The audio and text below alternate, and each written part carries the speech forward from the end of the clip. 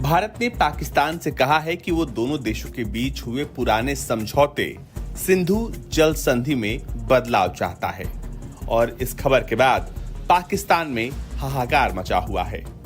ये समझौता दोनों देशों के बीच नदियों के पानी के बंटवारे के बारे में है। भारत का कहना है कि इस समझौते के बाद से बहुत कुछ बदल गया है, इसलिए इसमें बदलाव की जरूरत है। हिंदुस्तान टाइम्स की रिपोर्ट के मुताबिक पिछले 30 तारीख को भारत ने सिंधु जल समझौते की समीक्षा और संशोधन की मांग करते हुए पाकिस्तान को नोटिस दिया है। संधि के अनुच्छेद 12 सब क्लॉज 3 के तहत इसकी व्यवस्थाओं को समय समय पर दोनों सरकारों के बीच बातचीत के जरिए संशोधित किया जा सकता है। फिर से भारत ने इंडस वाटर ट्रीटी को लेके पाकिस्तान को जो है नोटिफिकेशन जारी कर दिया है। 20 अगस्त को भेजे जाने वाला ये नोटिफिकेशन आज सोशल मीडिया पर वायरल हो रहा है और भारत बड़ी बेसब्री से इंतजार कर रहा है कि पाकिस्तान इसका क्या जवाब देगा। भारत के मुताबिक पाकिस्तान को जो इंडस वाटर ट्रीटी के तहत जो 3 दरियाओं का जो पानी मिल रहा है वो उनकी जो है रिक्वायरमेंट से बहुत ज्यादा है और अगर एरिया के मुताबिक डिवीजन देखी जाए तो भी पाकिस्तान को पानी ज्यादा मिल रहा है। अगर इंडस वाटर ट्रीटी को दोबारा रीन्यू किया जाए, क्योंकि भारत का ये भी कहना है कि हम कश्मीर से इनके लिए पानी भेज रहे हैं अपनी प्यास रखकर और पाकिस्तान कश्मीर के अंदर इंडिया का जो जम्मू कश्मीर है वहां पर टेररिस्ट भेजे, तो दोस्ती और दुश्मनी एक साथ नहीं। हम आपको पानी भेजे और आप कश्मीर के अंदर दहशतगर्द भेजे, ऐसा नहीं हो सकता। इसी वजह से भारत जो है इंडस वाटर ट्रीटी जो 1960 के अंदर हुआ था उसको मानने से इनकार कर और कह रहे हैं कि इस कॉन्ट्रैक्ट को दोबारा किया जाए। सो अवाम की तरफ बढ़ते हैं और जानते हैं उनकी राय क्या वाकई पाकिस्तान अब दोबारा से कतरे कतरे पानी के लिए तरसेगा, क्योंकि ऑलरेडी जो रावी का जो वाटर था जो इंडिया के हिस्से में था वो अब मुकम्मल तौर पर बंद हो गया। जो 10-15% आता था अब वो भी पाकिस्तान नहीं आ रहा। सो अगेंस्ट जाता हूं, लेकिन पाकिस्तान से जिस तरीके का हमारे कंट्री के अंदर टेररिज्म एक्सपोर्ट होता है, जिस तरीके से पाकिस्तान हमारे बात बात में यूनाइटेड नेशंस के अंदर हमारे को घेरने की कोशिश करता है, प्रॉब्लम्स क्रिएट करने की कोशिश करता है, हर्डल्स क्रिएट करने की कोशिश करता है और एनिमोसिटी वाला एक बिहेवियर क्लियर वर्ड्स में शो करता है, तो आप कैसे उम्मीद कर सकते हैं कि हम आपके साथ अच्छा बिहेव करेंगे? कैसे उम्मीद कर सकते हैं कि आपने जो हमसे वादा किया, चाहे शिमला एग्रीमेंट हो गया, चाहे उससे पहले के जितने एग्रीमेंट हो गए, आप उन्हें मान नहीं रहे, लेकिन आप ये उम्मीद करते हैं कि इंडिया जो है वो आपकी लाइफलाइन वाली जो एक पर्टिकुलर एग्रीमेंट है उसे मानता रहे। ऐसे कैसे हो सकता है? और वो भी तब जबकि वो एग्रीमेंट असलियत में इंटरनेशनल लॉज के अकॉर्डिंग है ही नहीं। दोस्तों, आपको पता है कि पाकिस्तान बहुत सारे परेशानियों से जूझ रहा है। आज उसी में पाकिस्तान के सामने एक और बहुत बड़ा प्रॉब्लम आ सकता है, क्योंकि इंडिया ने एक नोटिस भेजा है पाकिस्तान को, जहां पर इंडिया ने कहा है कि ये जो 1960 का इंडस वाटर ट्रीटी है उसके ऊपर हमें पूर्ण विचार करने की ज़रूरत है। चूँकि आज की जो समय 2024 21st सेंचुरी में हम जी रहे हैं ये काफ़ी अलग है एज कम्पेयर टू 20वीं सदी जब ये एग्रीमेंट साइन हुआ था। इसलिए आज के समय इंडिया को ज़्यादा पानी के सोर्सेज चाहिए, अनलाइक 1960। इसलिए इंडिया को इस एग्रीमेंट को रीनिशियोगेट करना पड़ेगा विद पाकिस्तान। ये पाकिस्तान के लिए प्रॉब्लम काफ़ी बढ़ा सकता है, बिकॉज आपको पता है कि पाकिस्तान का जो डिपेंडेंसी है इंडस रिवर के पानी के ऊपर वो बहुत ही ज़्यादा है, और अगर इंडिया किसी भी तरह से इन नदियों के फ्लो के ऊपर रोक लगाता है जिससे पाकिस्तान को कम पानी आता है तो पाकिस्तान की मुश्किलें और भी काफ़ी बढ़ सकती है। दोस्तों, इस समाचार के आने के बाद पाकिस्तान के अंदर काफ़ी बेचैनी बढ़ी हुई है। तो दोस्तों, देखते हैं पाकिस्तानी मीडिया में इस विषय पर क्या चर्चा हो रही है। कंट्री में पहले ही बहुत मुश्किलें पड़ी हुई हैं। आप जानते हैं अफगानिस्तान की साइड से ईरान हो चाहे चाइना हो, आपके से एक अमन चल रहा था, तो अब ये वाटर ट्रीटी का नया लेटर आप लोगों ने क्या भिजवाया है और क्या आप इससे अचीव करना चाह रहे हैं? ये घबराहट है या ये वाकई कोई सीरियस चीज चल रही है? घबराहट हमें कैसी? सवाल तो आपने पूछा है। मैं एक सेकंड, घबराहट इस बात की सर, मैं एक सेकंड ठीक है, घबराहट इस बात की कि इस वक्त बहुत ज्यादा क्रिटिसाइज किया जा रहा है मोदी जी की गवर्नमेंट को, और हमारे यहाँ ये बात कही जा रही है कि शायद इंडिया को दिखाने के लिए कि हम तो भारत की तरफ से पाकिस्तान को टफ टाइम देने वाले हैं, ऐसा कुछ तो नहीं है। देखिए, अगर आप जिस लेटर की बात कर रहे हैं, एक लेटर जून में भी आया था आपके पास, और इससे पहले एक लेटर पिछले साल भी आया था। 3 लेटर आ चुके हैं। पिछले साल भी ये लेटर आया था जिसमें मोदी गवर्नमेंट ने आपकी गवर्नमेंट को कहा था कि आप जो इंडस वाटर ट्रीटी की टर्म्स एंड कंडीशंस हैं उनको पूरा नहीं कर रहे, इसलिए under the compulsion of circumstances and international law we are going to redefine the terms and conditions of this particular treaty. देखिए, असलियत में इंडस वाटर ट्रीटी के अंदर अगर मोटे तौर पर देखा जाए तो बहुत सिंपल सा एक फॉर्मूला अपनाया गया जो कि मेरे हिसाब से क्या नॉर्मली किसी भी इंडियन को अगर देखा जाए तो वो आपको बताएगा कि वो ठीक नहीं है। क्या कि ऊपर वाली 3 नदियां हमने काउंट करवाई 6 रिवर्स, इंडस, झेलम, चेनाब, रावी, ब्यास, सतलुज। प्रॉब्लम ये है पहली बात कि असलियत में वो 6 नहीं, वो 5 नदियां हैं। हमारी उस टाइम की जो गवर्नमेंट जिसने इंडस वाटर ट्रीटी साइन की थी, they were idiots, now we are not. क्या कि असलियत में अगर आप ब्यास रिवर को देखोगे तो वो ब्यास रिवर जो है वो सतलुज रिवर की ट्रिब्यूटरी है, और वो पाकिस्तान में जाके नहीं मिलती, इंडिया में ही मिल जाती है। हरीके बैराज के ऊपर चेनाब और ब्यास और सतलुज रिवर आपस में मिल जाती है। तो पाकिस्तान में तो असलियत में 5 ही रिवर्स गई ना।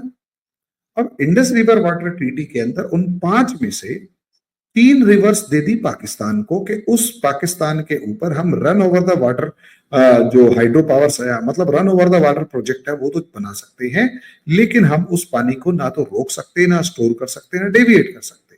यानी इंडस रिवर से लेकर यानी इंडस, झेलम और चेनाब का लगभग 100% वाटर आपका होगा, सिर्फ खर्चे मतलब छोटा मोटा 10-20% इस्तेमाल कर ले सो कर ले। और झेलम उसके बाद नीचे वाली रावी और व्यास रिवर का जो पानी है वो इंडिया यूज कर सकता है, रावी, व्यास और सतलुज का, मेनली रावी और सतलुज का, क्योंकि व्यास तो ट्रिब्यूटरी है। अब आप अंदाजा लगाकर देखिए, 5 में से 3 आपको दी, जबकि इंटरनेशनल लॉ ये कहता है कि मेजॉरिटी रिवर वाटर के ऊपर मेजॉरिटी परसेंटेज उसका होगा जिसके पास, उसके हिस्से में आएगा जिसके पास रिवर का ओरिजिन है या फिर जो अपस्ट्रीम में है। सीधी सी बात है।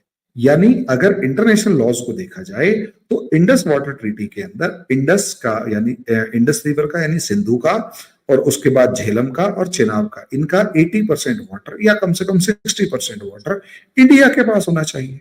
अब पाकिस्तान ने क्या इरिटेशन क्रिएट करी? 2, पहला, हमारे यहाँ Kishan Ganga river water project है, run over the water project है, जिसके ऊपर हम लोग एक क्या नाम है हाइड्रो पावर प्लांट बनाने की कोशिश कर रहे थे। उसको रोककर उस पानी को डेविएट करके इधर से उधर घुमाने की हमारी कोई इच्छा नहीं थी, लेकिन पाकिस्तान ने इस प्रोजेक्ट को 30-40 साल तक डिले करवाया, क्योंकि पाकिस्तान को पंगे लेने की आदत है। भाई, हम ये कह रहे हैं run over the water system है, आप उसे ड्रैग करके ले जा रहे हैं इंटरनेशनल कोर्ट ऑफ जस्टिस में, आप इसे ड्रैग करके ले जा रहे हैं कहीं और। जेन्युइन काम आपने होने ही नहीं दिया। प्रॉब्लम यही तो है।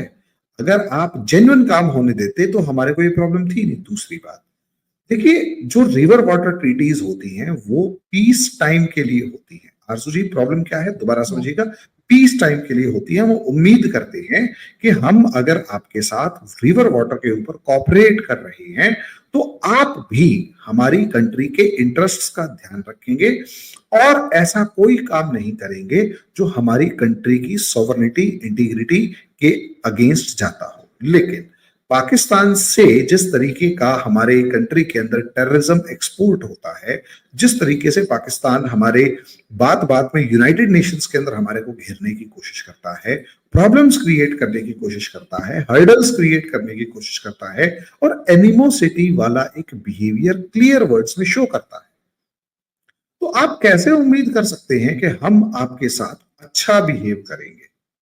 कैसे उम्मीद कर सकते हैं कि आपने जो हमसे वादा किया, चाहे शिमला एग्रीमेंट हो गया, चाहे उससे पहले के जितने एग्रीमेंट हो गए, आप उन्हें मान नहीं रहे।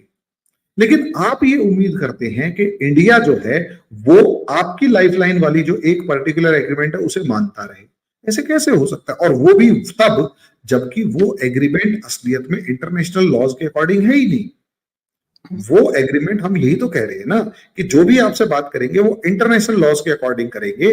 और क्योंकि हमने एक मतलब पीस फॉर्म में की थी कि चलो ठीक है, एक बिल्ड मतलब हम चाहते थे कि कैसे भी करके आपके साथ एक मतलब नैरेटिव, आपके साथ एक जिसे कहते हैं कॉमन एलिमेंट या पीसफुल सिस्टम स्टैब्लिश हो। वो तो हो नहीं पाया 70 ईयर्स के अंदर। 54 से लेकर आज 24 हो चुका है। 70 ईयर्स के अंदर आज तक आरजू जी पाकिस्तान और इंडिया के बीच में पीसफुल टाइम्स हुए ही नहीं। पाकिस्तान हमारे इंटरनल मैटर्स में हर मामले में कहीं ना कहीं इंटरफियर कर रहा है।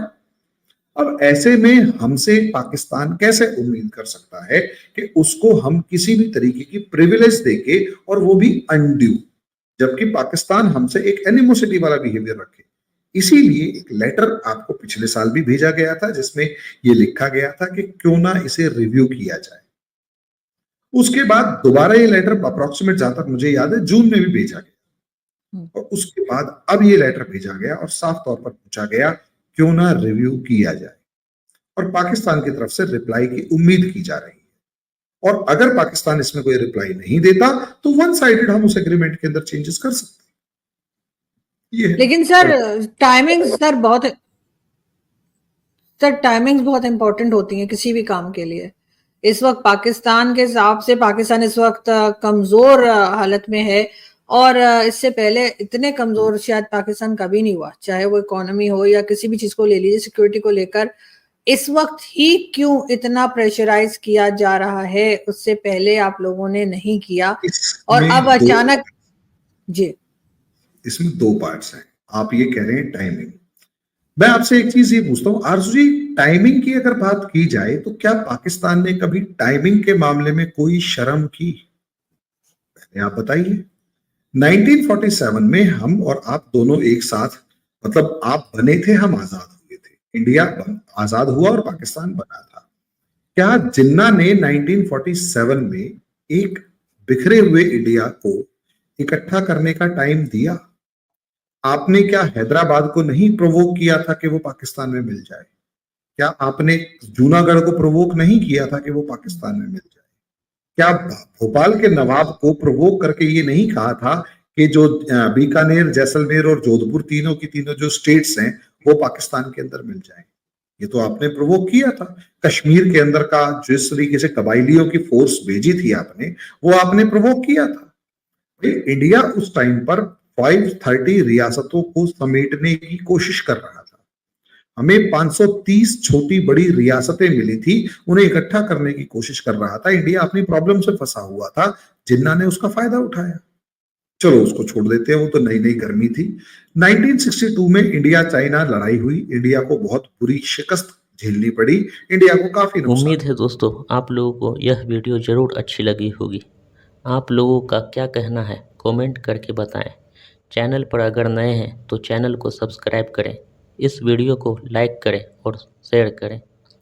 तो मिलते हैं दोस्तों फिर से एक नई वीडियो के साथ। तब तक के लिए जय हिंद, जय भारत।